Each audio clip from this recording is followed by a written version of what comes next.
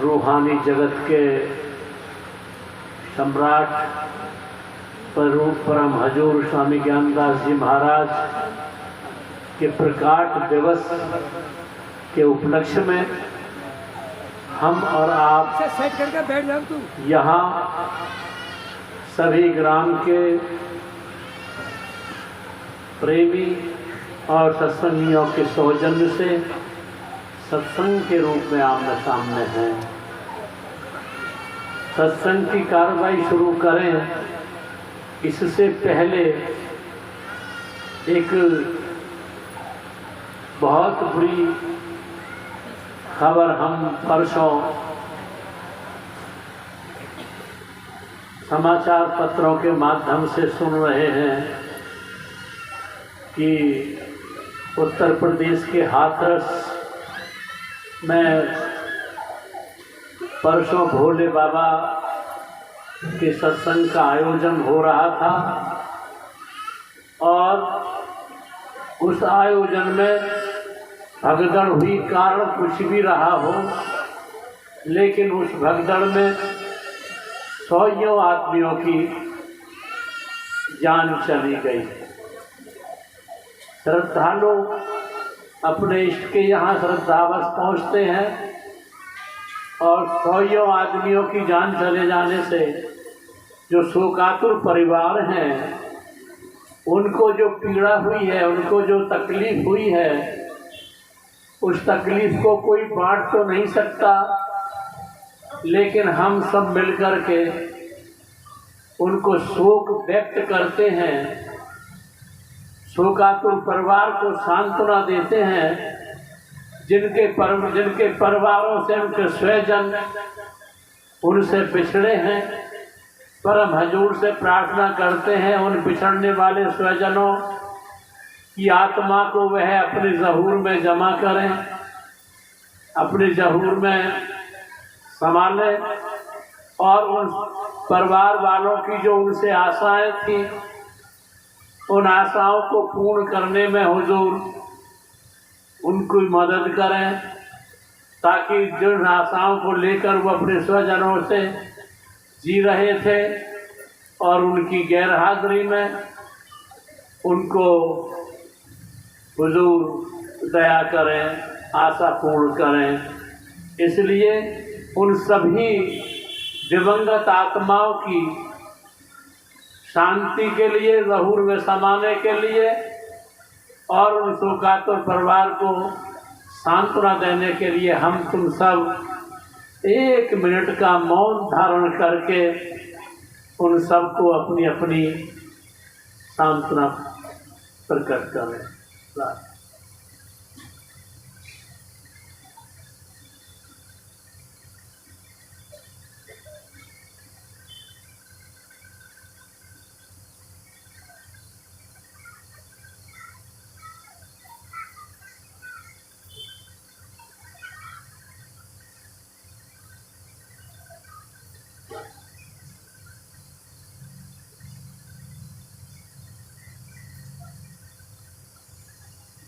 राधा स्वामी। हाँ, अब जैसा कि अभी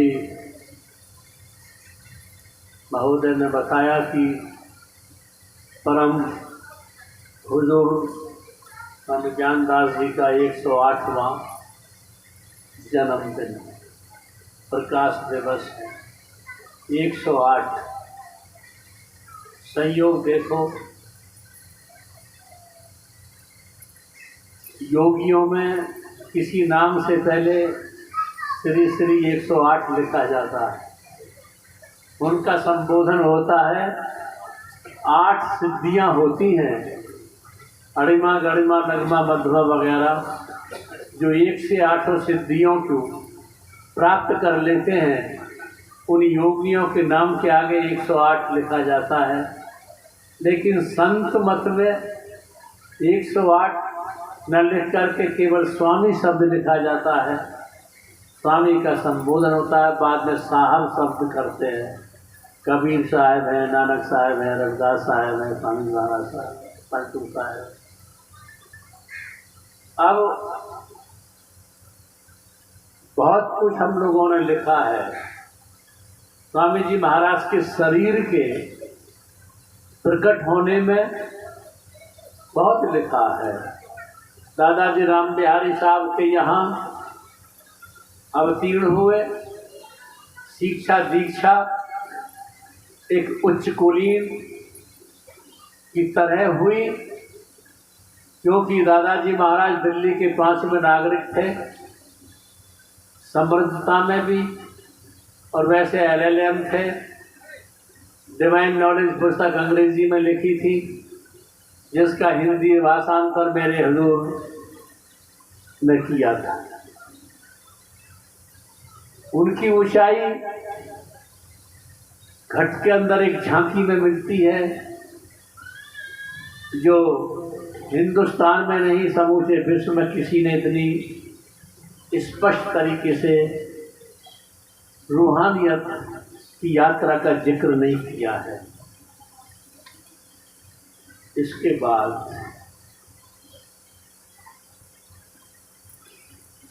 जब कोई भी महापुरुष कहीं भी अवतीर्ण होता है, वह वहीं अवतीर्ण होता है जहां उसके इर्द गिर्द के प्रेमी उससे लाभान्वित होते हैं।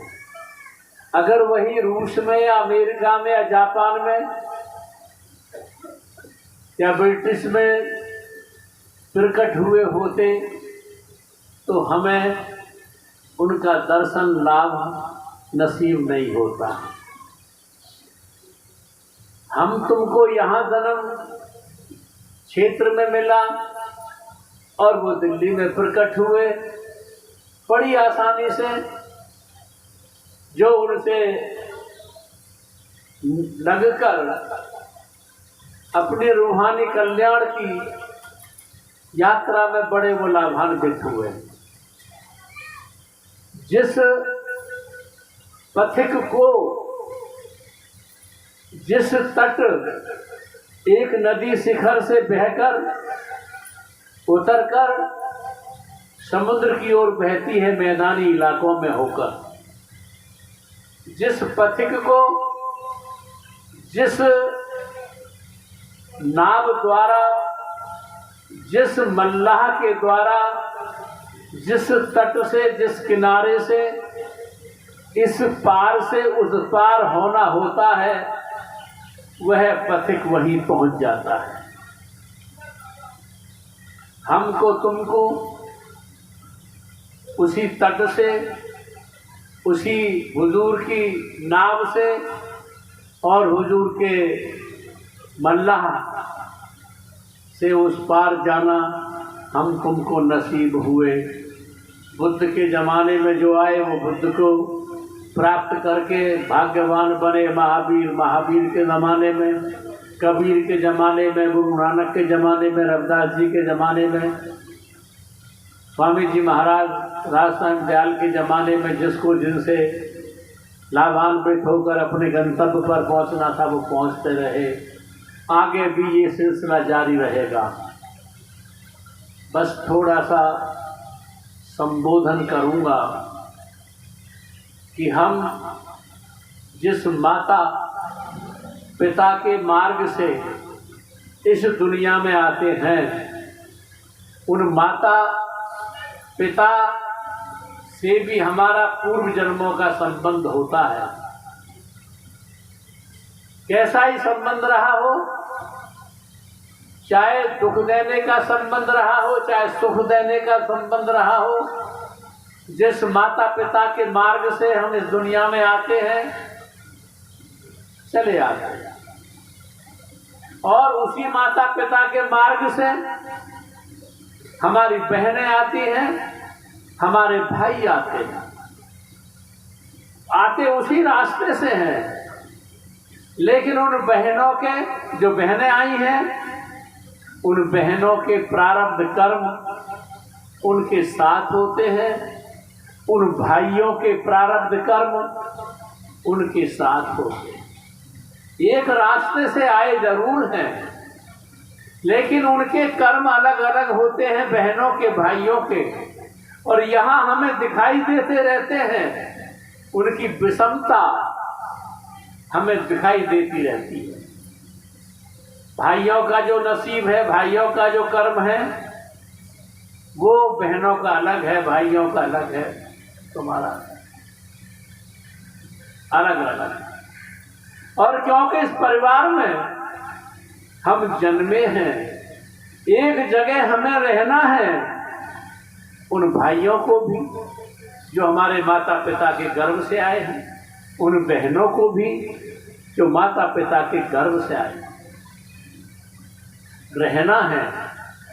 लेकिन एक हमारा परिवार बन जाता है, वो हमारा परिवार बन जाता है।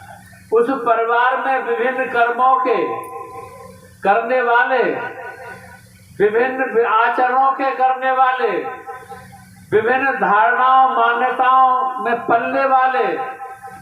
जरूरी नहीं है कि एक भाई धार्मिक है तो दूसरा भी धार्मिक हो।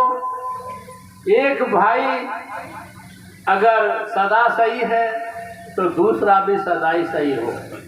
बहुत दूरियां होती हैं, आने का रास्ता जरूर एक होता है, लेकिन जीवन जीने की बहुत दूरियां होती हैं। और जहाँ एक परिवार बन जाता है, जहाँ समाज बन जाता है, जहाँ हमारा एक गांव बन जाता है, जहाँ हमारा प्रदेश बन जाता है, सब में विभिन्न प्रकार की प्रवृत्तियों के लोग, विभिन्न प्रकार के आचरण और साधना करने वाले लोग हमारे साथ होते हैं, और उनके बीच में हमको जीवन जीना होता है। हमारे आसपास हमारी पत्नी किन विचारों की है, प्रारब्ध कर्म लिए हुए अपने शरीर के साथ आई है। शरीर का उसका जो पुतला है वो उसके कर्मों का पुतला है। कब निरोग रहती है, रोगी रहती है, उसके शरीर की संरचना कैसी है, उसके साथ हमारे संतान आई है, वो अपने प्रारब्ध कर्मों को साथ लेकर आई है। वो प्रारब्ध कर्म हमसे तालमेल सही खाने वाले हैं उनके, या हमको हमारी विपरीत दिशा को जाने वाले हैं। कितने ही औलाद ऐसी होती हैं, माता पिता धार्मिक हैं, वो अपना शराबी हैं, ज्वारी हैं, कबाबी हैं, अधार्मिक हैं, तार्किक हैं, नास्तिक हैं, चले जा।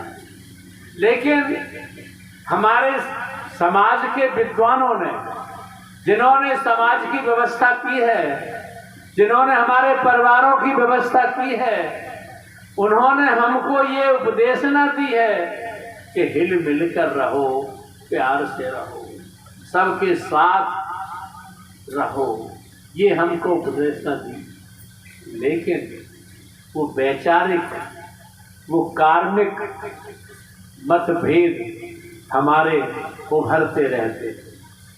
एक मुझे घटना याद आई।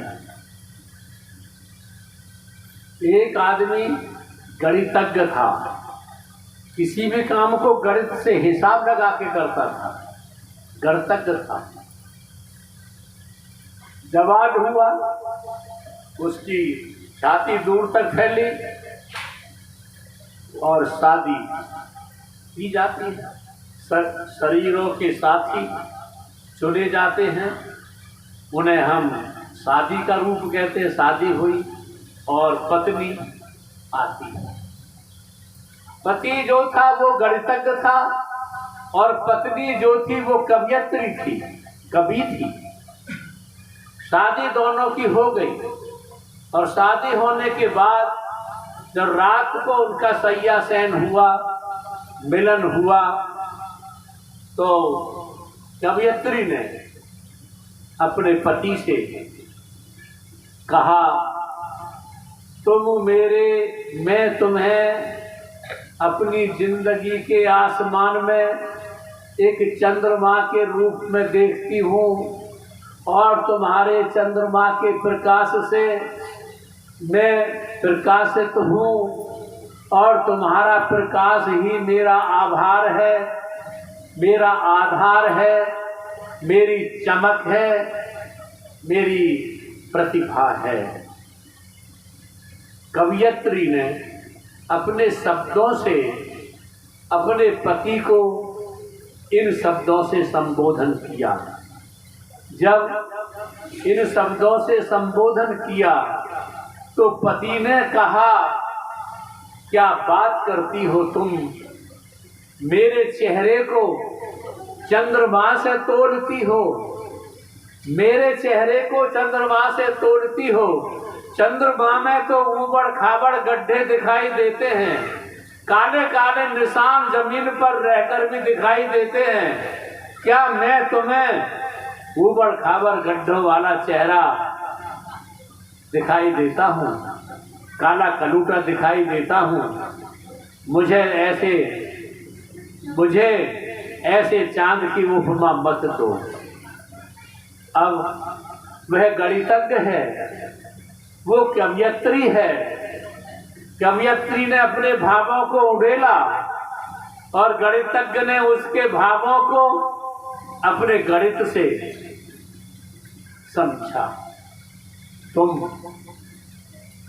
एक परिवार में पैदा हो जाते हो, कवयित्री तुम्हारे साथ होती है, गणितज्ञ तुम होते हो, या कवयित्री कभी तुम होते हो, गणितज्ञ तुम्हारे साथी होते हैं, तुम्हारा भाई होता है, बहन होता है, पिता होता है, माता होता है। ये सब अपने अपने विचारों को लेकर घूमते रहते हैं। कितने ही घरों को मैं देखता रहता हूँ, कहाँ धार्मिकता है, श्रद्धा है, आस्था है, भक्ति है, सेवा है, परोपकार है और अध्यात्म का जीवन जिया जा रहा है। लेकिन उनके इर्द गिर्द उनके परिवारी वो गणितार्किक हैं, गणितज्ञ हैं, वैचारिक हैं। वो उसकी जिंदगी को अपनी बुद्धि से तोड़ते हैं, नापते हैं। इस कहानी का उद्देश्य यह है कि तुम एक भोले भाले भक्त प्रेमी श्रद्धा आस्था सेवा परोपकार वाले धार्मिक व्यक्ति बनो, तार्किक मत बनो, वैचारिक मत बनो, गणितज्ञ मत बनो। जब तुम अपनी बुद्धि के शब्दों से, बुद्धि की चतुराई से किसी भी भाषा में, कोई भी भाषा तुम्हारी प्रिय है, उस भाषा में किसी भी भाव को, किसी भी आचरण को, किसी भी भक्ति को, किसी भी श्रद्धा को, किसी भी आस्था से बदल सकते हो, नकार सकते हो, अस्वीकार कर सकते हो, निगेटिव दिशा में जा सकते हो तर्क के माध्यम से। लेकिन तुमको पता नहीं है कि जब तुम बुद्धि के बल से, तर्क के बल से अगर किसी भोले भाले भक्तों की श्रद्धा को, आस्था को डगमगा देते हो, उसे तुम दिग्भ्रमित कर देते हो, अपने शब्दों के जाल से, अपनी बुद्धि की चतुराई से, छल से, धोखे से और शब्दों के कुछ सीखने से तुम कर देते हो, तुम दोषी बन जाते हो। जैसे किसी अनजान आदमी को तुम राह सही न दिखा करके उसे अपनी बुद्धि से शॉर्टकट के बहाने या हवाई जहाज या रेल के बहाने उस बेचारे पथिक को गुमराह कर देते हो, दिग्भ्रमित कर देते हो। तुम अपने सिर पर एक भार चढ़ा लेते हो और ये भार तुमको कभी छोड़ बख्शेगा नहीं। ये भार तुम्हें डुबा देगा, तुम्हारी संतान को डुबाएगा, तुमको डुबाएगा, तुम्हारे आश्रितों को डुबाएगा, तुम्हारे सिद्धांत को डुबाएगा, तुम्हारे भविष्य को डुबाएगा और तुम्हारे भविष्य के साथ साथ तुम्हारे व्यक्तित्व को डुबाएगा। और तुम संसार में जियोगे तो सही, लेकिन एक दुर्गंध युक्त व्यक्तित्व के रूप में जियोगे, जिसमें दुर्गंध हो आएगी। सुगंध युक्त जो जीवन योग्य व्यक्तित्व का निर्माण करोगे, उस सुगंध युक्त व्यक्तित्व के निर्माण के साथ साथ तुम्हारा जो भविष्य का निर्माण होगा और वो भविष्य सुखद होगा। और तुम जो आए हो यहाँ, तुम अनाम आए हो, तुम्हारा कोई नाम नहीं था। यहाँ पर जो कुछ भी व्यवस्था जारी हो गई है, अगर तुम मुसलमान घर में पैदा हो गए होते तो तुम्हारा नाम मुसलमानी दर्शन के अनुसार होता, ईसाई दर्शन के अनुसार होता। यहाँ वैदिक धर्म में पैदा हो गए हो तो तुम्हारे नाम वेदांत के अनुसार रखे गए हैं। तुमने नाम सुना होगा थॉमस अल्वा एडिसन, जो अमेरिका का बहुत बड़ा वैज्ञानिक हुआ है। थॉमस अल्वा एडिसन एक बार विश्व युद्ध के बाद दुर्भिक्ष अकाल पड़ा और अकाल पड़ने पर अन्न गायब हो चुका था।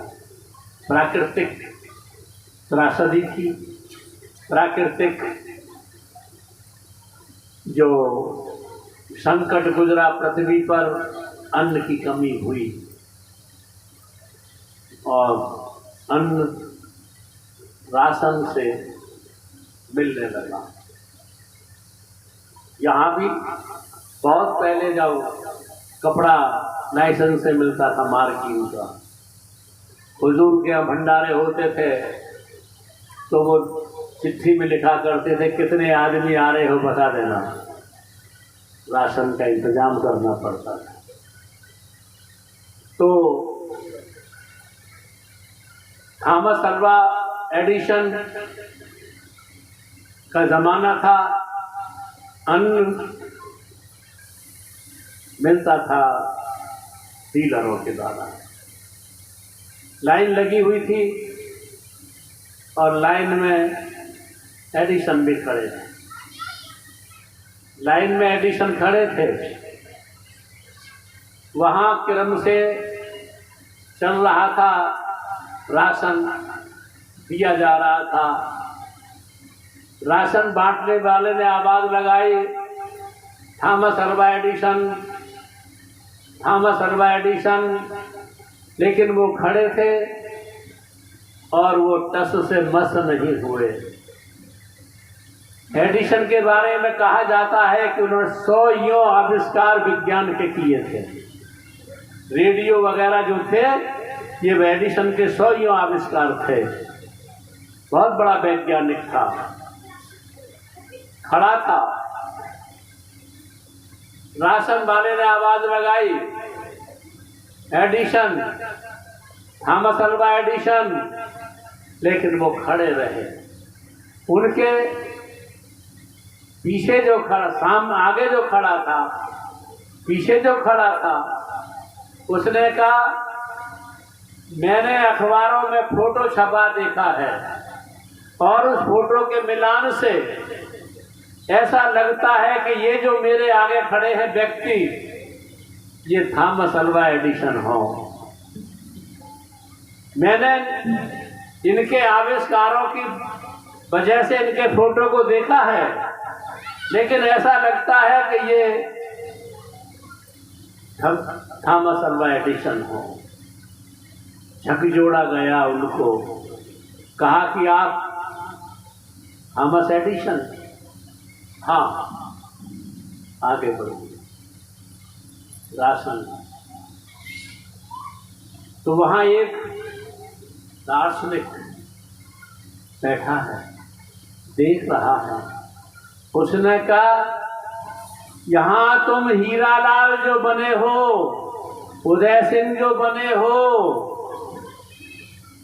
यहाँ ज्ञान प्रकाश जो बने हो, ये केवल तुम्हारी संस्कृति के अनुसार तुम्हारे नामकरण कर दिए गए हैं, वरना तुम तो अनाम थे और अनाम ही रहोगे, अनाम ही जाओगे। और यहाँ हजूर जो आए हैं, इनका नाम हम पुकार रहे हैं, हुजूर ज्ञानदास जी महाराज, लेकिन यह प्रकाश स्वरूप थे, ये अनाम थे, और ये अनाम ही रह करके हमारा काम करके चले जाते हैं।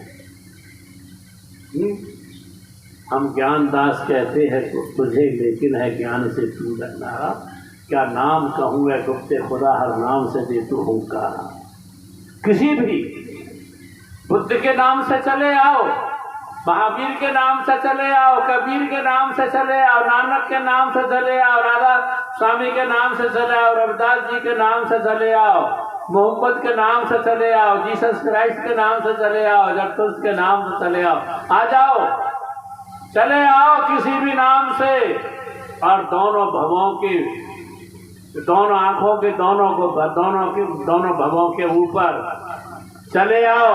ये नाम तुम्हें केवल ध्रुव मध्य तक पहुंचाने में कारगर होते हैं, इसके बाद तुम भी अनाम हो जाते हो, और सतगुरु भी शब्द स्वरूप होकर जो नाम है, जिसका कोई देह नहीं, जिसकी मूर्ति नहीं, आकृति नहीं, और तुमको अपने खींच लेता है चुंबक की तरह।